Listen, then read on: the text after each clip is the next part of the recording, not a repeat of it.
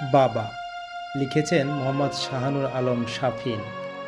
বাবা, তুমি বটবৃক্ষ, যার ছায়ায় প্রতিটি সন্তান সুরক্ষিত, যেখানে এতটুকু পাবে না ক্ষিপ্ত রোদ, যে জীবনে ঝড়ের প্রতিবন্ধক।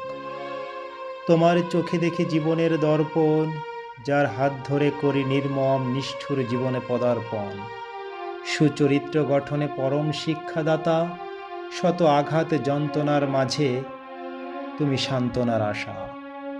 বাবা মানে শত শাসন সত্ত্বেও এক নিঃস্বার্থ ভালোবাসা। তোমার অসম্পূর্ণ স্বপ্ন পূরণ আমার জীবনের প্রত্যাশা। তুমি গল্পের আড়ালে থাকা এক মহানায়ক, যে গল্পের পরম নৈতিক শক্তি। বাবা, তোমার নীরব ভালোবাসা।